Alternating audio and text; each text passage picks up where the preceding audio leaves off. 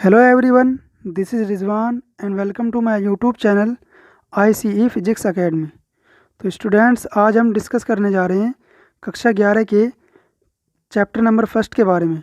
यदि आप हमारे चैनल पर नए हो तो चैनल को लाइक और सब्सक्राइब ज़रूर करें। तो बात करते हैं कक्षा 11।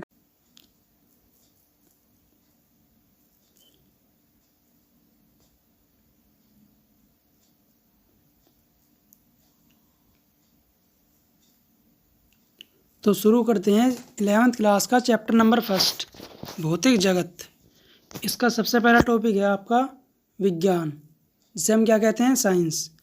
किसी भी विषय का क्रमबद्ध सुव्यवस्थित ज्ञान क्या कहलाता है, विज्ञान। किसी भी विषय के बारे में यदि आप एक क्रम के तहत ज्ञान अर्जित करते हो तो ये कहलाता है आपका क्या, विज्ञान। ठीक है। यदि जैसे कि इसका उदाहरण है, यदि हमें गणित पढ़ना है तो सबसे पहले क्या सीखते हैं, उसमें हम जोड़ना, घटा करना, गुना करना, फिर भाग करना। तो ये क्या है, क्रम है। क्रम के तहत क्या कर रहे हैं, हम गणित के बारे में ज्ञान अर्जित कर रहे हैं। तो यही प्रोसेस कहलाता है आपका क्या, विज्ञान। ठीक है। इसके बाद आता है विज्ञान की बहुत सारी शाखाएं हैं, बहुत सारे हिस्से हैं विज्ञान के। जैसे कि भौतिक विज्ञान है, रसायन विज्ञान है, आपका जीव विज्ञान है, सामाजिक विज्ञान है, वनस्पति विज्ञान है।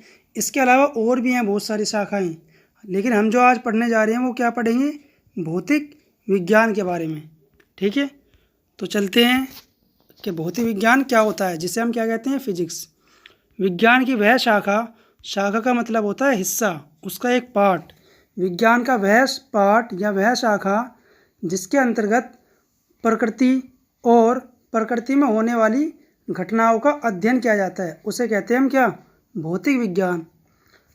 अब प्रकृति में होने वाली घटनाएं कौन सी है, जैसे कि आपका है पृथ्वी का घूमना। तो जो आपकी पृथ्वी घूमती है ये क्या है, प्राकृतिक घटना है। ठीक है। दूसरा है रात और दिन का होना। रात और दिन कैसे होते हैं, जब सूरज की किरण पृथ्वी पर पड़ती है तभी तो हमारे रात और दिन होते हैं। तो ये भी एक कैसी घटना है, प्राकृतिक घटना है। इसके बाद है अगला आपका आकाश में इंद्रधनुष का दिखाई देना। अक्सर आपने ये देखा होगा कि बारिश के बाद आकाश में एक रंगों का समूह दिखाई देता है हमें, जिसे क्या कहते हैं हम, इंद्रधनुष। तो ये भी क्या है, प्राकृतिक घटना है। तो ये सारी चीज़ें हम किसके अंतर्गत पढ़ते हैं, भौतिक विज्ञान के अंतर्गत। ठीक है। इससे अगला आपका टॉपिक है कि प्रकृति में कितने मूल बल होते हैं। मूल का मतलब होता है खास। तो प्रकृति में कितने खास बल या मूल बल हैं, तो कितने हैं, 4 होते हैं जी। प्रकृति में 4 मूल बल होते हैं, खास बल। कौन कौन से हैं वे, पहले का नाम है आपका प्रबल नाभिकीय बल, दूसरा है दुर्बल नाभिकीय बल, तीसरा है विद्युत चुंबकीय बल और चौथा है गुरुत्वाकर्षण बल। तो आज इन्हें हम एक करके पढ़ने जा रहे हैं। ठीक है। सबसे पहले बात करते हैं प्रबल नाभिकीय बल क्या है। नाभिक में प्रोटॉन तथा न्यूट्रॉन को एक बल एक साथ बांधे रखता है, जिसे क्या कहते हैं हम, प्रबल नाभिकीय बल। वे जो परमाणु है, परमाणु के अंदर एक नाभिक होता है, बीच का हिस्सा। इसके अंदर क्या होते हैं आपके, प्रोटॉन और न्यूट्रॉन। प्रोटॉन और न्यूट्रॉन को एक बल एक साथ क्या रखता है, बांधे रखता है।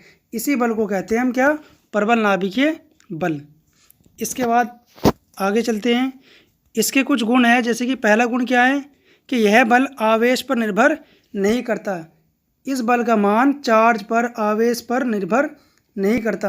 और यह बल चुंबकीय, विद्युत चुंबकीय बल से कितना, 100 गुना प्रबल होता है, 100 गुना ताकतवर होता है। ठीक है।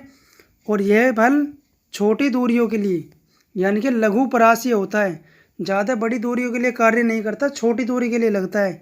क्यों, क्योंकि हमारा नाभिक क्या होता है, बहुत छोटा सा होता है। ठीक है। इसके बाद आगे चलते हैं।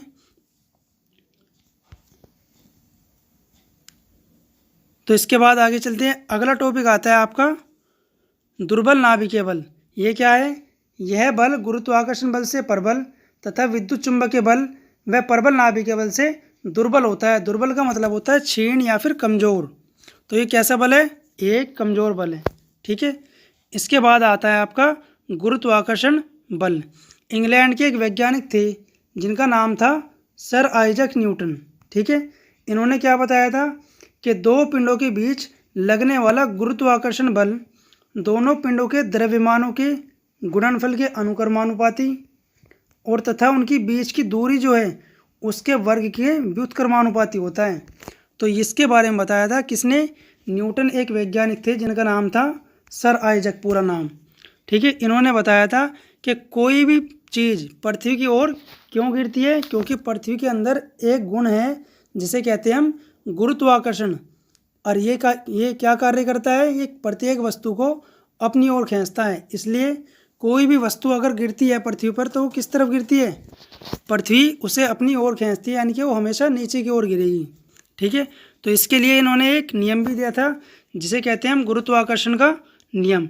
और उसमें क्या बताया इन्होंने कि दो अगर हम पिंड ले जिनके द्रव्यमान हो m1 और m2, ठीक है, और उनकी बीच की दूरी ले कितनी r, तो इनके बीच लगने वाला गुरुत्वाकर्षण बल जो होगा ना F, वो किसके बराबर होगा? इन दोनों पिंडों के द्रव्यमान के गुणनफल के अनुक्रमानुपाती और इनकी बीच की दूरी के वर्ग के व्युत्क्रमानुपाती होता है। तो इसे कहते हैं हम न्यूटन का गुरुत्वाकर्षण का नियम। ठीक है, इसके कुछ गुण हैं, जैसे कि पहला गुण क्या है? यह एक दुर्बल आकर्षण बल है। आकर्षण बल तो है ही, लेकिन कैसा है? दुर्बल है। ठीक है, लेकिन कब तक है दुर्बल? जब तक हो गए दुर्बल जब तक आपने जो पिंड लिए हैं ये इनका जो मास है यानी कि द्रव्यमान है ये कम होगा। अगर इनका द्रव्यमान क्या हो जाए? अधिक हो जाए, ये जो अगला गुण है इसका। परंतु पिंडों के द्रव्यमान अधिक होने पर ये वाला जो बल है ये क्या बन जाता है? प्रबल आकर्षण बल। इसका एग्जाम्पल ऐसे समझ सकते हो, एक छोटी सी गेंद है, उसे अगर हम कैच करेंगे तो आसानी से कैच कर सकते हैं। क्यों? क्योंकि उसका द्रव्यमान क्या है? बहुत कम है। लेकिन अगर वही गेंद हम 20 किलो की कर दें तो उसे कैच नहीं कर पाएंगे। क्यों? क्योंकि उसका द्रव्यमान बढ़ गया है, उस पर बल जो लग रहा है पृथ्वी की तरफ से वो क्या लग रहा है? वो ज़्यादा लग रहा है। ठीक है, इससे अगला टॉपिक है आपका विद्युत चुंबकीय बल। ये क्या होता है? यह दो आवेशित कणों के बीच लगने वाला बल है। ठीक है, और यह आवेशित कणों, यदि आवेशित जो कण है आपके वो क्या है? एक दूसरे से एक निश्चित दूरी पर विराम में यानी कि रुके हुए हैं, गति नहीं कर रहे, तो इस बल को हम स्थिर विद्युत बल भी कह सकते हैं।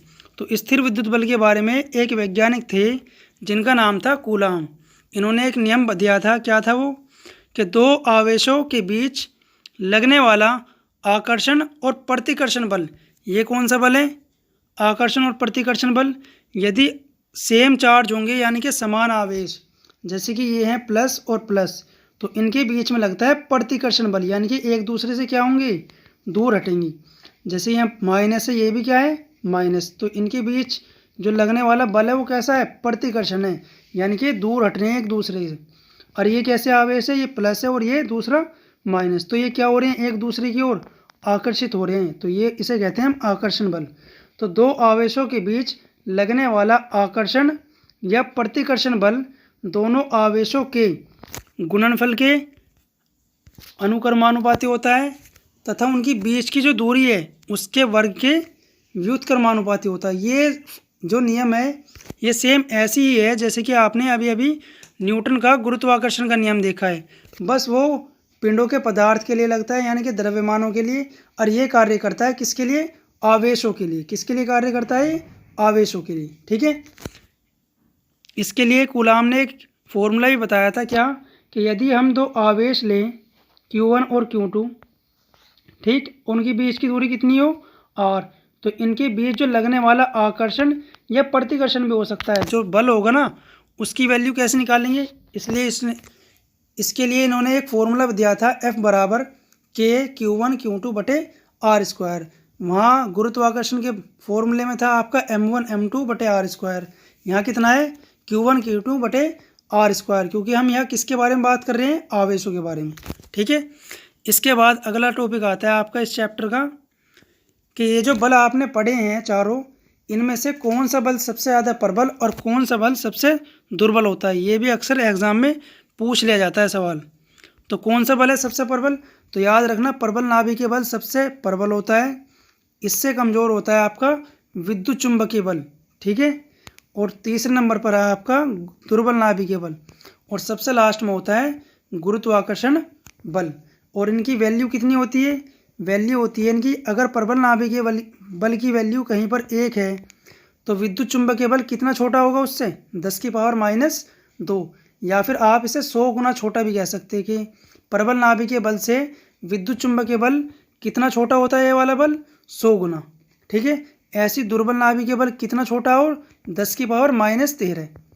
और छोटा, सबसे छोटा कौन है इसमें, गुरुत्वाकर्षण बल, इसकी वैल्यू होती है 10⁻38। तो आपको ये जो वैल्यू मैंने लिखी है नीचे, ये अच्छे से याद करनी है एग्ज़ाम के लिए, क्योंकि अक्सर एग्ज़ाम में ये पूछ ली जाती हैं। ठीक है, आज के लिए बस इतना ही रखते हैं, मिलते हैं अगली वीडियो में।